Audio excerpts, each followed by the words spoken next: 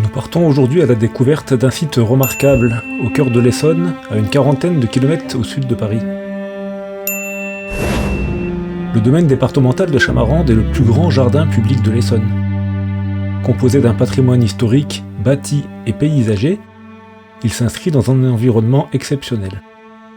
Il réunit un centre artistique, la réserve du Fonds départemental d'art contemporain, les archives départementales et un centre d'hébergement.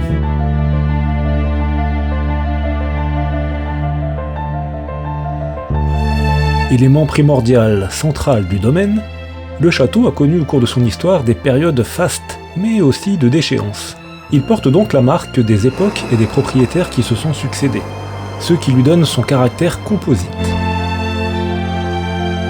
Pour autant, l'harmonie du château, avec ses trois matériaux, pierre, ardoise et briques, a su être préservée au cours des périodes successives. Son histoire est le miroir des succès et des échecs de ses propriétaires et des soubresauts de l'histoire. Son histoire donc débute avec la seigneurie de Bonne, partagée entre différentes familles nobles et institutions religieuses, avant de s'épanouir sous l'influence marquante de personnalités comme François Miron. Au fil des ans, le domaine a été le théâtre de transformations architecturales et paysagères, reflétant les ambitions et les bouleversements de ses propriétaires successifs, des nobles d'Ancien Régime jusqu'aux bourgeois du XIXe siècle. Protégé au titre des monuments historiques et des sites, le domaine de Chamarande est un patrimoine vivant, à la croisée de la nature et de la culture. Il recèle un patrimoine historique dans un environnement exceptionnel entre la forêt du Belvédère et la vallée de la Juine.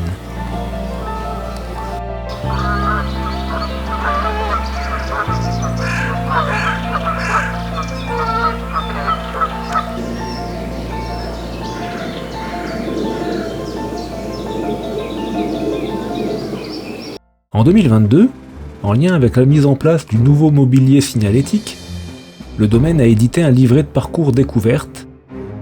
3 parcours sont ainsi proposés, au fil de l'eau, paysages composés et histoire contemporaine.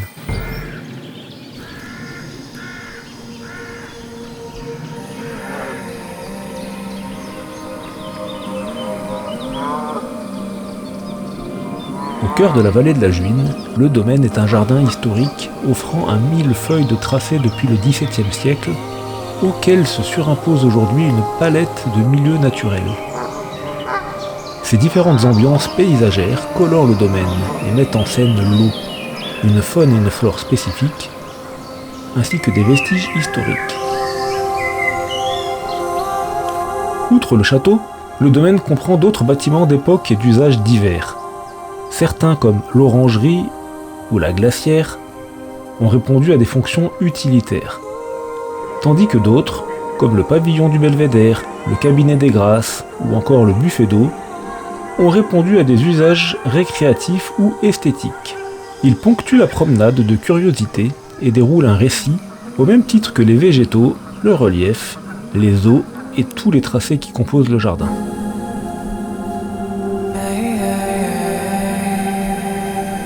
En 2001, le Conseil général choisit de transformer le domaine en un lieu culturel emblématique de l'Essonne, destiné à établir un lien avec la création artistique contemporaine au sein d'un espace naturel ouvert à tous.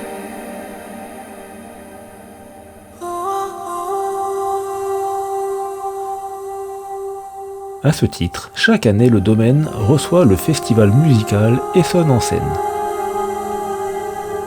Le parc couvre une superficie de 98 hectares, réaménagée par l'architecte paysagiste Jacques Sgard dans les années 90. Le domaine départemental est labellisé Jardin remarquable. Méraud a fait construire le château actuel, dans le plus pur style Louis XIII, attribué à Nicolas Delepine, architecte du roi.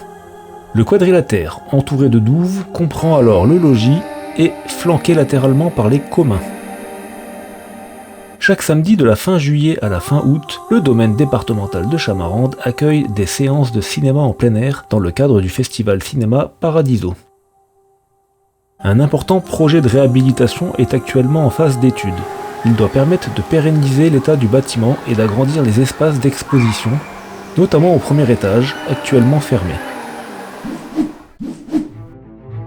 L'entrée de la cour d'honneur est flanquée de 2 pavillons. Le premier abrite la chapelle, dotée d'une coupole de style baroque et dont la décoration en stuc est due au sculpteur Louis Le Rambert.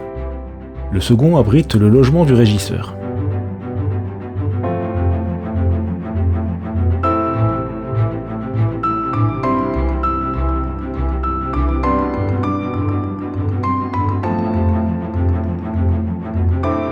En 1999, les archives départementales de l'Essonne emménagent dans les anciens communs du château. Un silo de 8 niveaux a été aménagé sous la cour intérieure pour atteindre plus de 20 mètres de profondeur, où sont préservés 22 000 mètres linéaires d'archives. Le parc est ouvert toute l'année, les chiens tenus en laisse sont même autorisés, alors n'hésitez pas à venir à la découverte de ce lieu remarquable.